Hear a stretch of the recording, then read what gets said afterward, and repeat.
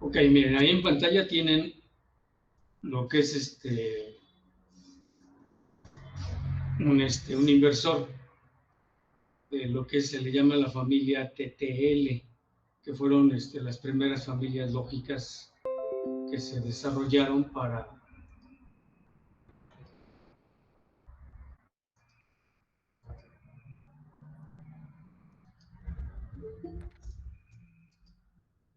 para la electrónica digital.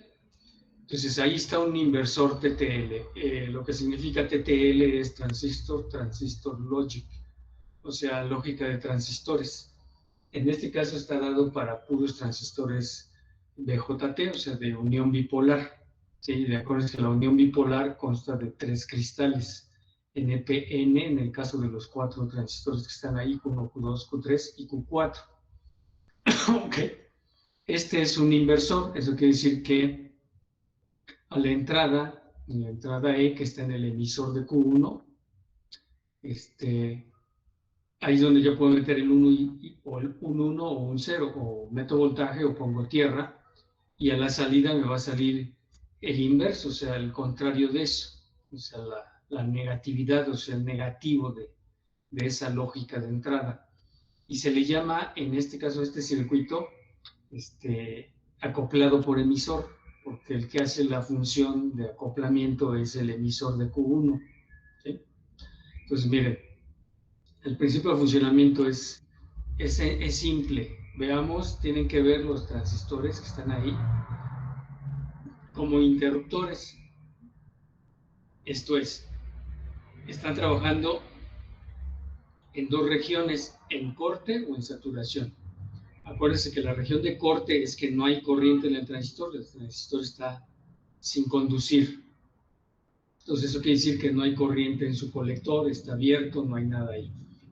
Ese es el corte. Y la saturación quiere decir que está cerrado la conducción, el efecto avalancha que tienen estos transistores, está cerrado entre colector y emisor, o sea, por ahí está circulando la máxima corriente que se puede de acuerdo al circuito. Entonces, como si hiciéramos un cortocircuito entre colector y emisor, un switch. Lo cerramos o lo abrimos. Si está abierto, pues es alta impedancia, y si está cerrado, es un cero, es una conducción completa. Entonces, vean, si yo en la entrada pongo un cero, eso quiere decir que la E la llevo a tierra. La pongo a tierra y entonces eso hace que R1 meta corriente al diodo base emisor del Q1, mete corriente ahí y entonces el transistor se cierra. Al cerrarse el transistor, ¿sí? Lo que va a ocurrir al cerrarse el transistor es que apaga al transistor Q2, lo apaga, o sea, deja de conducir Q2. Al dejar de conducir Q2, o sea, el colector, eso hace que R2 haga conducir a Q3. Entonces Q3 se cierra y aparece en la salida un 1. Entonces yo metiendo un 0, enciendo Q1, apago Q2 y enciendo Q3. Y entonces aparece un 1 en la salida. Ok, ahora, si yo pongo un positivo en la E, pues el transistor 1 no conduce, pero la R1 hace conducir el diodo de base a colector. Esto es, enciende a Q2. Entonces R1 enciende a Q2. Eso hace que el transistor Q3 se apague y que el transistor Q4 se encienda. Al encenderse el Q4, el colector se va a tierra. Entonces, metiendo un positivo en la E, sale un 0 o la tierra en la salida. Entonces es un inversor. Entonces le llama lógica de transistor bipolar acoplado por emisor. Okay. Entonces,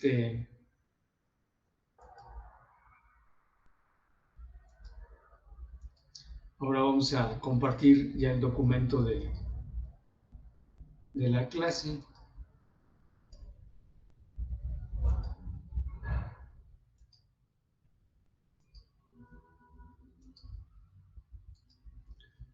Ok, pues miren, El día de hoy vamos a dar un recorrido por lo que se le llaman familias lógicas. Esto vino de desarrollo tecnológico, como el primer transistor que se desarrolló fue el bipolar, pues entonces la electrónica digital tuvo que hacer uso de esos transistores. Esos transistores tienen ventajas, son muy rápidos, o sea, para su apagado y encendido son muy rápidos y conducen bastante corriente, o sea, son robustos en ese sentido, al nivel de un semiconductor pequeño, pero conducen muy bien y nada más que eso hace que tengan que polarizarse con corrientes más altas que los MOS. Entonces los hace circuitos de mayor consumo eléctrico. Esa es su gran desventaja, el consumo que se da en ellos. Entonces, las familias lógicas se les conoce a esto a un conjunto de circuitos, es un mundo de elementos que tienen la misma tecnología implementada. Entonces, la misma tecnología, o sea, la lógica, por ejemplo, TTL, que son bipolares, todos son bipolares. Entonces, eso los hace que sean totalmente compatibles unos con otros. Entonces, yo puedo usar TTLs para meter mis inversores de mis circuitos, ANDs o NANDs. ¿Sí? Entonces, todos son compatibles completamente. O sea, puedo entrar en la salida es completamente compatible con la entrada de una OR, de una XOR, en fin. Entonces, todos sus elementos se hicieron, pues, obviamente compatibles para que no hubiera diferencias en cuanto a los principios de operación. Entonces, facilita totalmente la implementación de funciones lógicas. Entonces, yo tengo que hacer, si voy a hacer una máquina de estados, por ejemplo, la apertura, cierre automático de unas puertas de un garage o de todo un edificio, hago toda la electrónica, pero uso la misma familia, no puedo hacer combinación de TTLs con CMOS. Para hacer eso, pues tengo que hacer circuitos de acoplamiento entre familias. Lo más correcto es que se use una familia lógica en todo el circuito, en todo el sistema que vaya a implementar. Y eso hace que podamos hacer funciones hasta de lo más complejas que podamos. Entonces, de acuerdo al tipo de los transistores que se usen en los dispositivos, se generaron dos grandes familias, las que utilizan transistores bipolares y las que emplean transistores MOS. Acuérdense que el transistor MOS es un derivado del FET, que es una unión de solo dos elementos semiconductores. Es una unión PN, ¿sí? De tal manera que el canal de conducción, si es el canal N, yo puedo abrir o cerrar ese canal de conducción por la polarización que le dé al cristal P. Entonces esa es como la llave de agua, ¿no? O sea, yo le meto más voltaje al cristal P y eso hace que el canal N conduzca más. Si le quito, conduce menos. Entonces yo abro y cierro esa llave de conducción en un transistor MOS. Pues aquí de manera genérica se le llamó MOS, ¿no? De Metal Oxide Semiconductor. ¿Por qué? Porque están los dos cristales, pero tienen componentes metálicos, ¿no? Adicionados para mejorar su velocidad de conducción, sus corrientes de conducción, en fin. Ok, entonces las familias de bipolares. Las familias de bipolares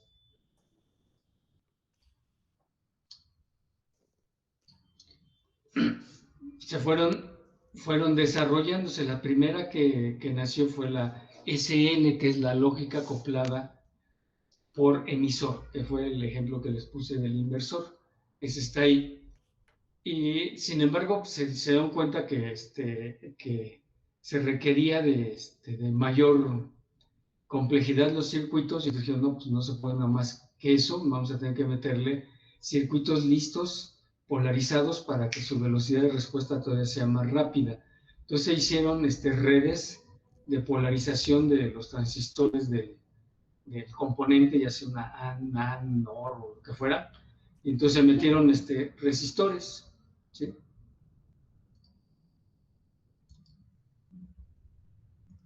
Pues se metieron resistores, y eso pues lo empieza a hacer todavía más complejo el circuito. ¿Por qué? una resistencia, depositar una resistencia pegada a un semiconductor en una pastilla serigrafiada, pues eso agarra unas áreas muy grandes, o sea, las resistencias llegan a ser más grandes que los propios transistores. Entonces eso hizo que no se pudieran meter muchas compuertas en los circuitos integrados, o sea, estaban limitados en espacio por el tamaño de las resistencias. Sin embargo, pues ese fue un nivel de integración. Bueno, pues metamos 10, 12 resistencias en este circuito y pues los que nos quepan en el integrado, ¿no? Entonces comenzaron a ser reemplazados. Estos dijeron, bueno, ahí están las resistencias. Es el circuito que vimos y vieron, tenía 4 resistencias también. Ahorita vamos a volver a pasar por él. Pero tenía 4 resistencias. Entonces eso hizo que tuviera su cierto nivel de complejidad y aparte tamaño dentro del dispositivo. ¿Ok? Permítame tantito, porque estoy solo aquí en el piso. Déjenme dar una vuelta. Ahorita regreso.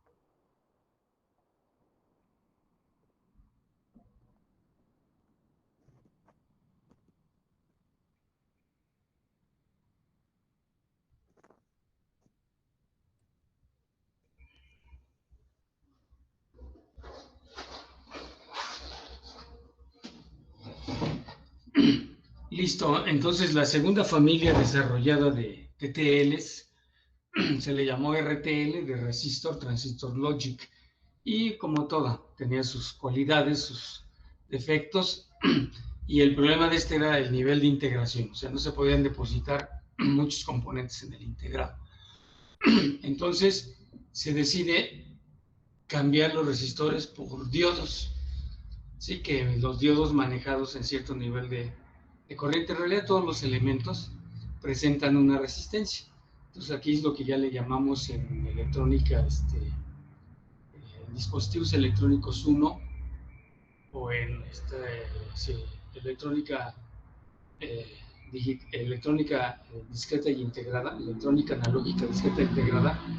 Un tema que se ve ahí en esas dos materias es cargas activas. Eso es que el propio transistor o el diodo que está metido en el circuito me representa una carga, o sea, me representa una resistencia. Por el punto donde yo lo polarizo, eso nos da una resistencia, una impedancia.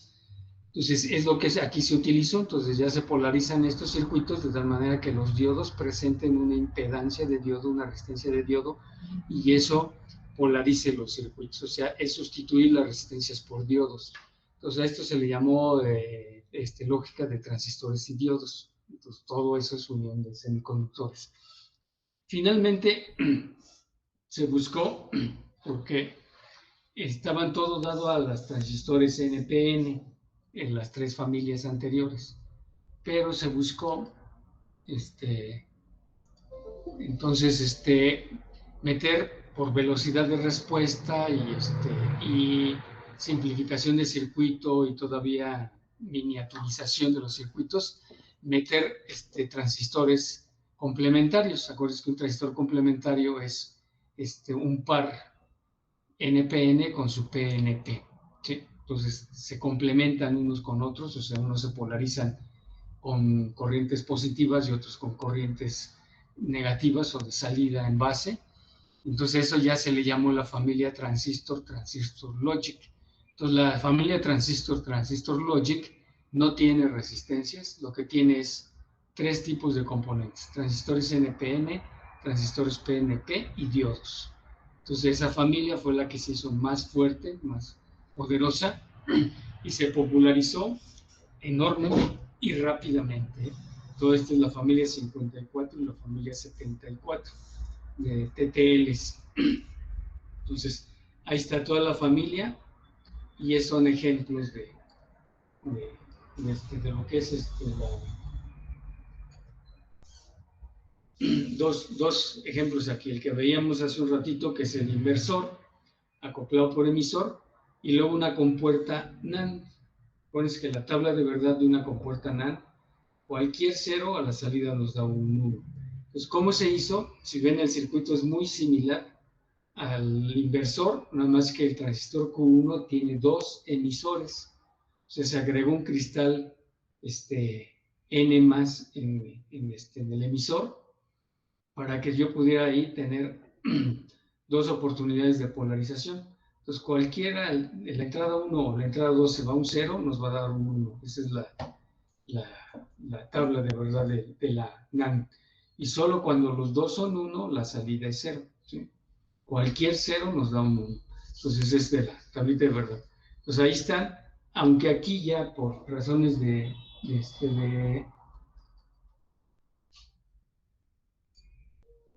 enseñanza están mostradas, ¿sí?, las resistencias, 4 resistencias, pero no son resistencias, son diodos, ¿eh? Para que lo tengan ahí en mente. O sea, aunque para que se pueda ver cómo es que se está polarizando, se utiliza las resistencias, pero en realidad son diodos. Ok. Ahora, la otra grande familia, la otra familia, que es enorme y fue la que desplazó a la anterior, por una simple situación de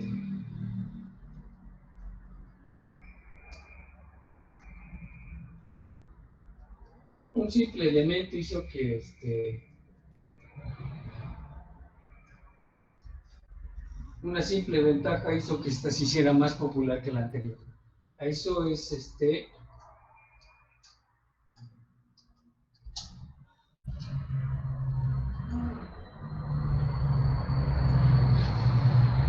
esta viniera a desplazar a la otra. Y eso se refiere a un simple hecho físico. O sea, ese fue el centro que hizo que esta familia desplazara totalmente a la TTL. Y es que estos transistores, se acuerdan que nada más son 2 cristales. Entonces, el hecho de que sean nada más 2 cristales,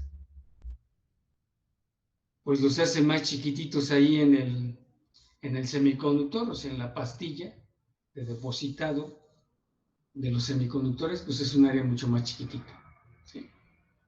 Y el hecho de que sean estos elementos controlados por voltaje y no por corriente, pues los hizo que el consumo eléctrico bajara. Esta es una segunda ventaja. Pero la primera ventaja y básica que hizo que se desplazara la lógica anterior, pues es eso, es el tamaño en que yo puedo meter circuitos dentro de un dispositivo, ¿sí? Entonces, ¿qué fue la alternativa? O sea, en ese sentido, se comienza con una familia llamada NMOS, ¿sí? Esta, la NMOS, porque el canal de conducción era N. Entonces, la movilidad de los electrones, pues, es mucho mayor, de acuerdo a la teoría del semiconductor, que la movilidad de los huecos. Entonces, tengo un montón ahí de electrones, nada más abro y cierro los conductos, o sea, los canales de conducción, y ya puedo hacer mi lógica de una manera simple, sencilla, y créanme, este es el transistor más sencillo. Finalmente, para poder dar los niveles de ceros y unos, se tuvo que hacer el complementario, igual como se hizo el complementario en TTL, aquí se hizo el complementario del transistor. Entonces se meten transistores NMOS y PMOS a los circuitos. O sea que vamos a tener canales de conducción N y canales de conducción tipo P. Y a eso se le llamó CMOS, que es la familia más popular. C de Complementary Metal Oxide Semiconductors, o sea, transistores de un canal complementarios. Y eso vino se le metió todo a todo esto en cuanto a desarrollo tecnológico y investigación para poder llegar a darles mayor corriente, mayor velocidad de respuestas, lo vamos a ver ahorita, y en fin, totalmente este desarrollo en CMOS es el que llevó a la aparición, o sea, al desarrollo de circuitos con mayor velocidad de respuesta y niveles de complejidad, porque ya puedo yo meter hasta millones de transistores en un dispositivo. Entonces viene ya todo el desarrollo de microprocesadores y microcontroladores con esta tecnología. ¿Sí? Y eso es ¿por qué? Porque se pudieron hacer chiquititos y de bajo consumo.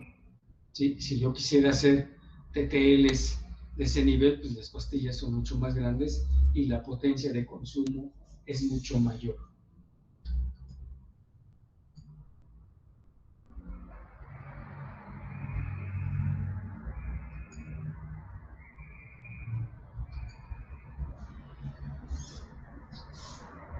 Ok.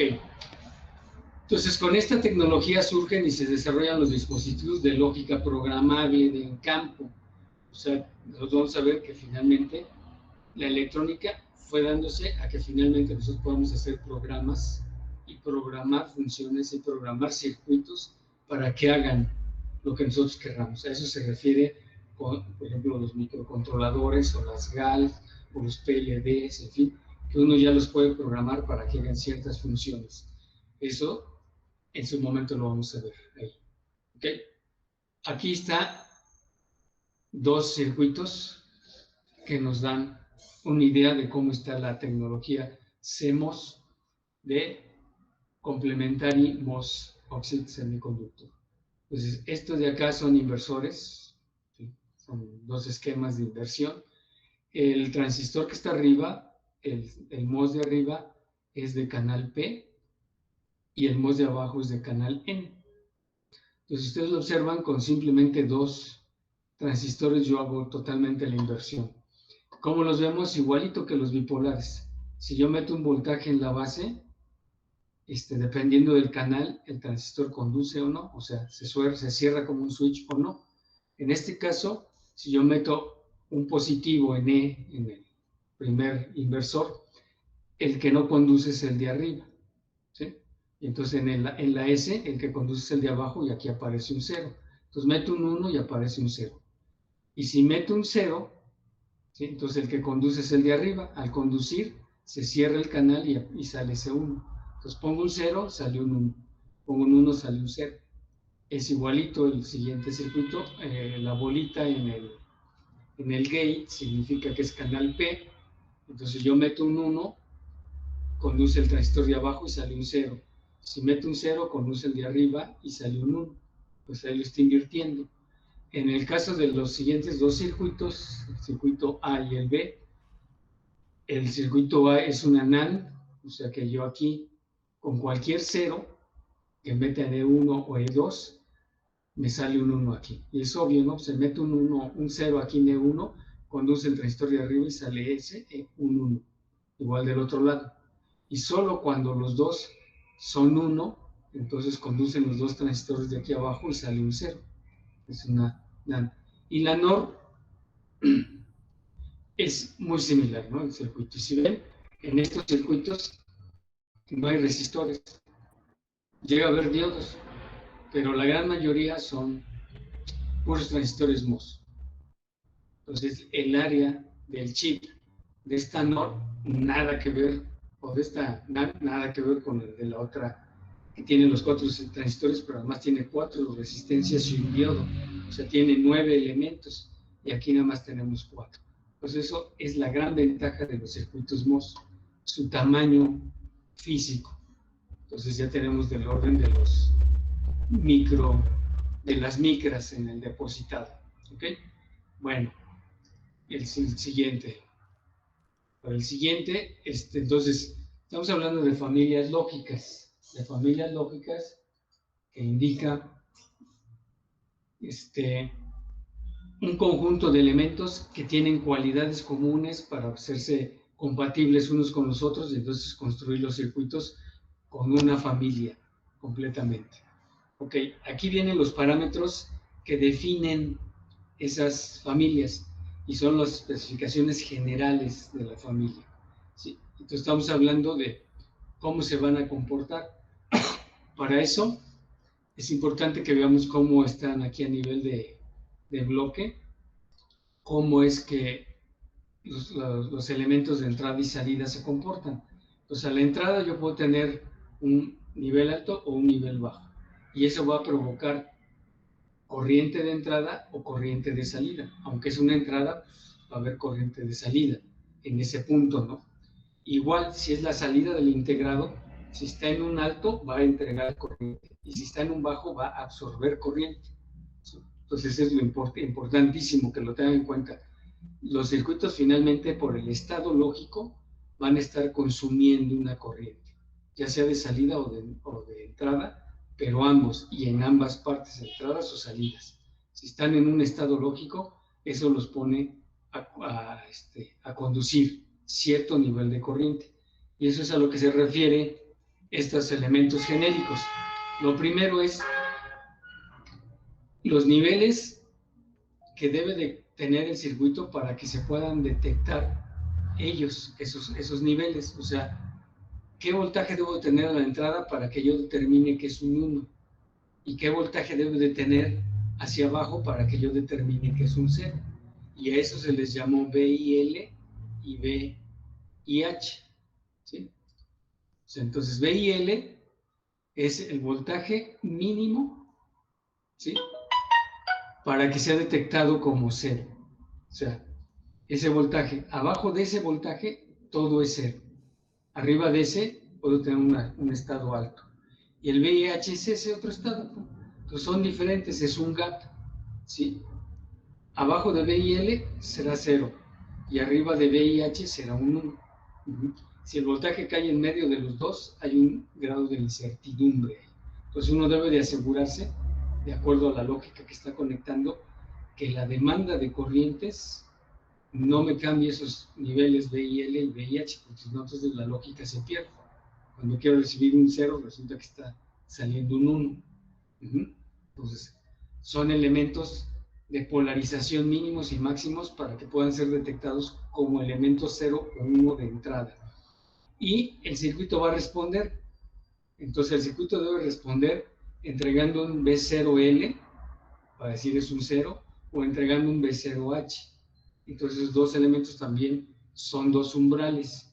Si yo tengo muchas compuertas conectadas a esa salida, es probable que se vean afectados los VOL, los VOL y VOH por las cargas conectadas. O sea, esos tienen una corriente de salida máxima. Si yo les demando más, los niveles lógicos se degradan. Entonces hay un riesgo ahí. ¿Ok? Entonces es importante conocer cuáles las máximas corrientes que puede entregar el integrado para que no se vean afectados sus estados lógicos de salida. Entonces debe haber un IOL máximo, porque si yo le quiero jalar más de eso, entonces voy a deteriorar el estado. Y una IOH, cuánto puede entregar el integrado máximo sin que ese nivel de 1 se degrade y se entonces detecte como un 0 en el siguiente circuito. Muy bien. Esos elementos son importantes que los tengan en mente, o sea, no están, ya cuando uno está en la práctica, uno dice, bueno, ¿y por qué aquí hay 2.3 volts? Bueno, pues hay que ver qué tiene conectado ahí, que se está degradando el nivel de la lógica digital, ¿no? Entonces hay que ver en las pistas, si hay una pista en corto, si hay elementos de carga que están demandándole mucha corriente al integrado y pues está en mal funcionamiento. Ok, otro elemento, y este es súper importante, es el tiempo de respuesta, las velocidades de respuestas que tienen los integrados, regresando a los circuititos. O sea, si yo pongo aquí en un inversor un 1 en E, teóricamente en ese me va a salir un 0. Eso es lo que dice. Pero si en el tiempo 0 yo pongo el 1, en ese tiempo 0 idealmente debería irse la salida 0. O sea, si yo voy con un pulso de subida a un 1, en ese mismo instante ese debería ir hacia 0. ¿Sí? Bueno, pues eso es imposible, ¿no? Porque no es físicamente posible que en el mismo instante que yo cambio el estado, el otro a la salida cambie. ¿Por qué? Porque a la hora que yo suba mi estado en la entrada, eso va a hacer que las capacitancias parásitas, las impedancias parásitas en el semiconductor, la impedancia de las patitas del integrado, el propio plástico del integrado, pues tiene una impedancia. Entonces, aunque yo suba rápidamente esa patita, allí hay elementos inductivos y capacitivos que van a hacer que el transistor tarde en levantar. ¿Sí? Entonces, de entrada el pulso no va a ser perfectamente vertical porque se tienen que cargar los capacitores y se tienen que modificar las corrientes en inductores parásitos para que se polarice el transistor. Entonces eso ya lleva un tiempo. Y luego tenemos que mover los electrones de los canales. Entonces eso también tiene una inercia de la movilidad del P y el N. ¿Sí? Entonces esa inercia también se lleva un tiempo. Y finalmente las capacitancias y elementos parásitos de la salida.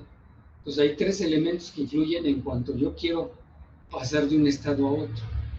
Influye el tiempo de subida en la entrada, el tiempo de conducción de los semiconductores y el tiempo de bajada de la salida. ¿Sí? Entonces esos tres elementos me van a llevar a un tiempo que se le llama tiempo de propagación. O sea, si yo meto un 1 a la entrada, ¿cuánto tiempo tarda en propagarse para que el circuito responda a la salida? ¿Ok? Y eso es a lo que se refiere este esquema.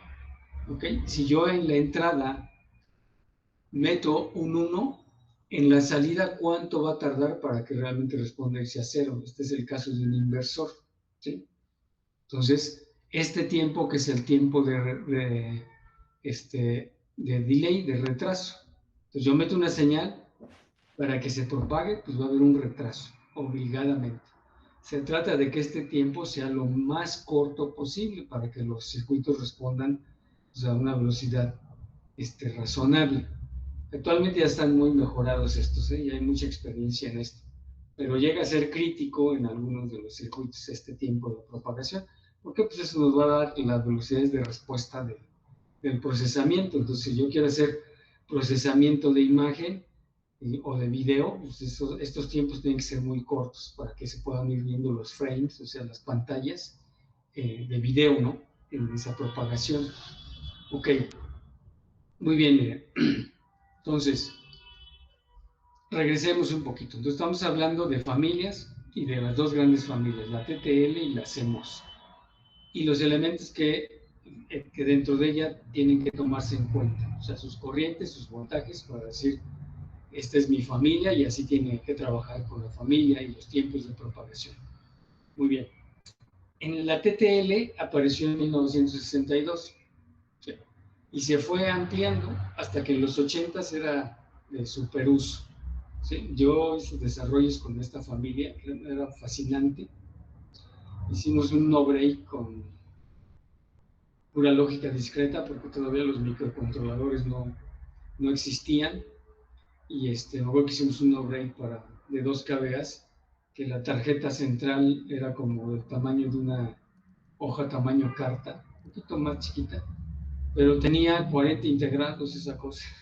Sí, entre operacionales y electrónica digital.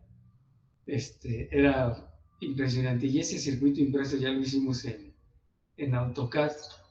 y jalaba muy bonito, pero pues, haberlo hecho era una tarjetota tremenda y de 40 integrados. Consumía, sí, consumía el hecho, la tuvimos que poner para que se enfriaran los integrados. Ok, entonces miren, el problema de estos circuitos es que, de TTL, es que son de alto consumo y su nivel de integración era pequeño. Entonces, en un integrado solo se lograron meter hasta 10.000 transistores. Comparado con lo actual, el i7 tiene 700 millones de transistores, pues esto es una tontería, 10.000 transistores, ¿no? Ok, esta familia se identificó con 4 o 5 dígitos. La familia 74, ahí hay dos ejemplos, el 7402 y el 74152. Pues así fue como se le conoció, ¿sí? Ok.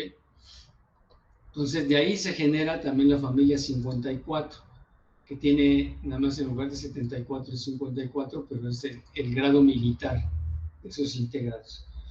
Entonces el grado normal funciona de 0 a 70 grados, eso es un grado comercial para ambientes normales de temperatura, pero el grado militar sí viene más protegido. O sea, el integrado se le meten los elementos y los componentes para que pueda soportar más niveles de temperaturas, o sea, de calor, o sea, que consumieran más en ese momento.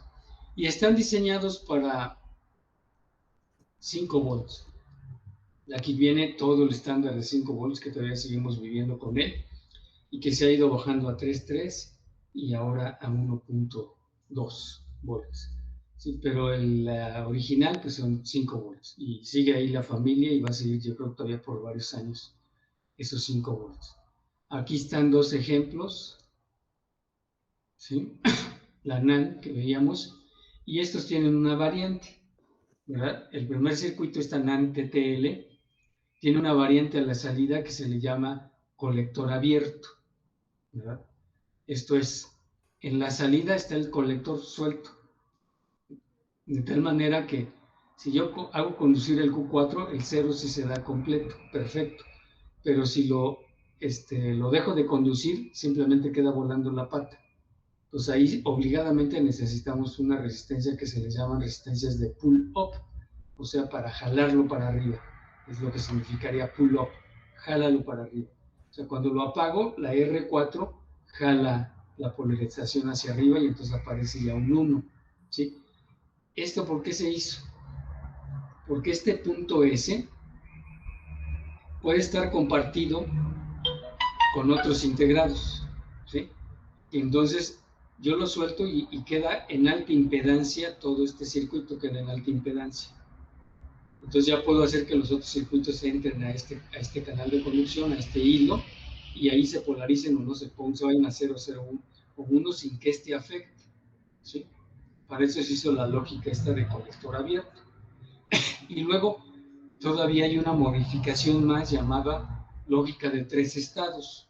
Esto quiere decir que mi salida puede estar en 3 estados, en 0, en 1 o en alta impedancia. Si ven el primero, esta NAND de este lado solo tiene 2 estados, el 0 cuando conduce con 4 y el otro estado, que el otro estado puede ser alta impedancia o puede ser un 1, si yo le pongo un pull-up. Pero sí guarda los 3 estados específicamente, yo le digo cuándo. Tiene sus 2 entradas, de tal manera que yo le puedo poner aquí 0 y 1 con las entradas, pero si yo polarizo la H, ¿sí? Eso hace que el transistor Q3, ¿sí? Y el Q4 queden sin conducir. Entonces la S queda así, volando, en alta impedancia. Entonces este hilo, que puede ser un hilo de 8 bus, uno de los de un bus de 8, me queda en alta impedancia. Entonces suelto el bus para que otros integrados interactúen ahí. Entonces mando integrados a alta impedancia y así el bus no tiene conflicto de ceros y unos, sino lo dejo en alta impedancia, mi circuito integrado. Ok, estos también se hicieron muy populares y eso es por la complejidad de los circuitos. A veces tenemos que compartir una pista con 3 o 4 circuitos, entonces los hago o colector abierto o los hago tri-state, o sea, lógica de 3 estados. De tal manera que con la HPOM yo meto a todos mis integrados a alta impedancia y ya ese bus es utilizado por otros circuitos integrados. De la familia CMOS, los circuitos CMOS se implementan con una red de transistores, tanto PMOS como NMOS, y eso se hicieron para no degradar las características del 0 y el 1, porque estos no tienen elementos que puedan tener más o menos impedancia, sino estos se cierran o se abren a super alta impedancia y entonces el estado de la salida es prácticamente VCC y prácticamente cero, ¿sí? Entonces para eso se hizo. Y ya decíamos, la otra gran ventaja es la situación del tamaño, ¿sí? Ok, y también hay un hecho de que pues tienen una alta impedancia, de tal manera que el tri-state no se da aquí, ¿sí? Sino que pues, simplemente no están conduciendo, pues, hay una alta impedancia, porque el canal presenta esa alta impedancia. Esta es una, y la otra gran ventaja, el CMOS, es que sus fuentes de polarización pueden empezar desde el orden del 1 volt o 0.9 de volt y ya empiezan a funcionar en la lógica actual, ¿eh? Y de ahí se pueden ir hasta arriba de los 30 volts, los transistores, como polarización. Entonces yo puedo tener lógicas de unos y ceros del estándar de 1.2, del estándar de 3.3 volt, de 5, de 12 o de 24. O sea, yo puedo tener pulsos de 24 volts como mi lógica de 0 y 1. Eso si mi sistema de control es así. En control se utiliza mucho la fuente de 24 volts. Entonces, finalmente también va a ser compatible, porque como es tan amplio su rango de polarización, pues un CMOS yo lo puedo polarizar con 3.3 o con 5 y lo puedo acoplar completamente con un TTL, no hay problema. Nomás si sus capacidades son diferentes, pero niveles lógicos los puedo hacer compatibles completamente, porque yo la polarizo al mismo potencial que el TTL. Bien, aquí está un comparativo y con esto cerramos la clase de hoy. Es cómo está, ¿no?, la denominación comercial de la familia, ¿sí?, sus elementos, y comparados con una lógica que también ya está obsoleta también, que es el CD4011. ¿Eso qué es? Bueno, vean, su voltaje de entrada para ser detectado como alto, su VIH, la familia TTL, con que subamos de 2 volts, yo ya estoy definiendo que ese es un 1. Sin embargo, en el CMOS tendría que ser 3,5. O sea, yo lo tengo que llevar más arriba. O sea, aquí sí hay una incompatibilidad. Hay que tener cuidado de que mis TTL sí lleguen a ese 3,5 cuando están acoplados con CMOS. Y para detectar un 0, en el caso de TTL, tengo que estar mínimo en 0.8. O sea, lo más correcto es que sea más abajo. Y el CMOS, aquí está mejor, porque con menos de 1,5 ya estoy yo asegurando que ahí hay un 0. Hacia la salida, en TTL, lo mínimo que nos entregan es 2.7 y para arriba, ¿sí? Y el CMOS, vean qué belleza es. Él casi se va a la fuente de 5 volts. O sea, yo saco un 1 en CMOS y es casi 5. Pero en un TTL puede ser que no llegue ahí. Yo veo 3.3, pues es bastante normal en un TTL, un 1 de 3 volts, aunque esté polarizado con 5.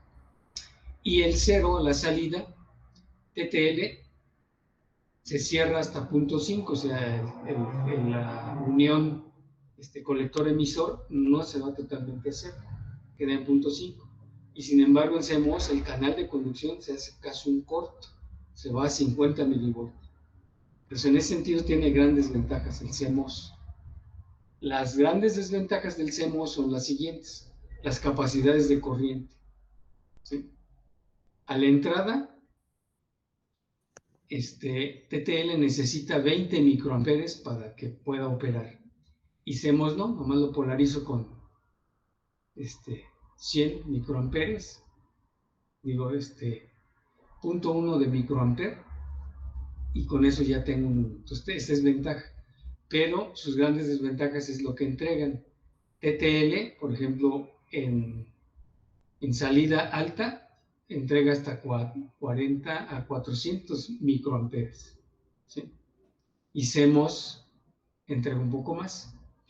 Pero aquí, en cero, alcanza 8 miliamperes y CMOS nada más 510 microamperes. Entonces, tiene ahí una desventaja.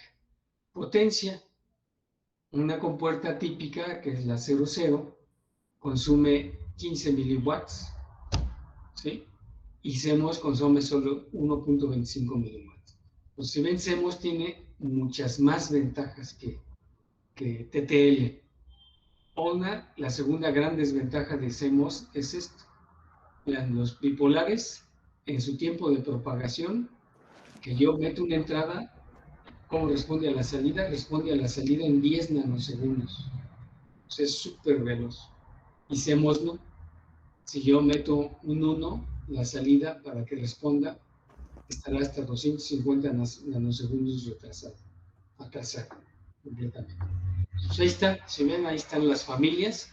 Eso es de lo que habla uno de los temas de la materia, es que es una familia lógica y cómo es su compatibilidad, y aquí hablamos hasta de cómo han evolucionado, ¿no? ¿Okay? Hay unas todavía más arriba de esta 4011, que son los 74HC, o HCT, que ya son híbridos, y funcionan, ahí están todas las familias. En esta materia no vamos a entrarle a integrados de este estilo, sino nos vamos a ir a la GAL, ¿sí? Que son lógicas programables, y nos vamos a ir a un CPLD, que es la complejidad de los circuitos. Entonces esto les queda ahí como acervo histórico, nomás hay que tener cuidado cuando no le queda de otra más que meter un circuito de estos, pues hay que conocerlo, entenderlo para poderlo aplicar, ¿ok? ¿Hasta aquí alguna pregunta o duda, muchachos? No, profe. No, pues, Ok. Entonces, déjenme compartirles ya más las imágenes para dar un recorrido. Ok, hay un inversor TTL acoplado por emisor, una NAND TTL acoplado por emisor, un inversor CMOS en sus dos versiones, una NAND de 2 entradas y una NOR de 2 entradas en tecnología CMOS, el concepto de corrientes de entrada y salida para que nos generen los niveles que deben tener los integrados, el tiempo de retraso que hay de propagación en el propio semiconductor, un TTL con salida colector abierto, un TTL con tri-state y su comparación de cualidades de las compuertas. ¿Ok? Si no hay mayores preguntas, el día de hoy nos echamos una hora nada más de clase. ¿Algo más? ¿Preguntas, dudas, comentarios? ¿Lo de la clase de hoy me lo manda por correo, profe? Sí. Sí estás en la lista, ¿no, Karina? Sí, profe. Ok. Sí, ahorita les mando todas las imágenes y la clase de hoy. Dice clase 3. Ok, la semana que entra vamos a entrar a lo que es el corazón de los desarrollos digitales, que es la ALU. Entonces es importante que lo tengan porque es el primer gran tema. Yo pienso llevarme 2 semanas y luego las siguientes 2 semanas en lo que sería las máquinas de estado, ¿sí? Y luego el siguiente mes sería la GAL y en la parte final vemos el CPLD. Entonces son 4 grandes temas los que quiero ver con ustedes, y me importa que vean mucho, lo más profundo que podamos la unidad lógica aritmética. No la vamos a hacer esa como práctica, la unidad lógica aritmética, la vamos a hacer nada más simulada en Proteus, pero sí vamos a hacer el cálculo de una ALU. O sea, cómo se calcula su parte lógica, cómo se calcula su parte matemática y sus componentes de flip-flop, todo. Y la vamos a meter en Proteus para simularla. ¿Sale? Pues es importante en las próximas 2 semanas. Sí, Además, sí, me había visto que está activada ¿Los la laboratorios no nos los traducción. van a prestar este semestre? Yo voy a hacer lo posible porque sí. Si ya nos ponemos de acuerdo, si yo voy a estar aquí lunes, miércoles y viernes en el plantel Centro Histórico, pero si ustedes no pueden, o la gran mayoría no pueden venir al Centro Histórico a una práctica, entonces yo voy a San Lorenzo Tezonco, no hay ningún problema. ¿Sí? Pero sí vamos a tener que hacer prácticas de GAL y prácticas del CPLD. Esas sí son importantes. O sea, esas no las podemos dejar a la pura simulación. Sí. La Lucy, porque no tengo mayor problema, que no vamos a estar comprando compuertas NAN y OR y cosas así que se van a utilizar, pero están en la simulación, ahí no hay problema. Pero el hardware, pues vamos a ver si le entramos a la GAL y que vean cómo se programa una GAL y hacemos 1 o 2 prácticas con la GAL. ¿Sí? Sí. Bueno, Disculpe, profesor, una pregunta. Vamos a comprar elementos como resistencias, transistores. Yo pienso que no. Déjenme Ajá. ver cuántas GAL tenemos aquí en el laboratorio de Centro Histórico. Sí. Yo me parece ser que tengo 3 GAL. Y es que no vale la pena que los compren, muchachos, porque solo van a ser utilizados para estas prácticas. Pues no tiene ningún caso. Lo que sí es que entiendan la teoría, entonces sí es probable que tengamos que tener resistencias y LED, pero eso es algo que ustedes ya manejan, para poder ver los estados y su protocolo. Entonces ahí cablean todo y nomás dejan el huequito para meter la GAL. Pues la GAL la programamos, ya ustedes la meten y ya ahí corroboran que esté funcionando. Y es que también como ya son elementos que son ya viejitos, o sea, en el sentido de uso, esas GAL son caras. Entonces no tiene mayor caso que... Vamos a ver cuánto cuesta la GAL. Ok, sí, gracias, profe.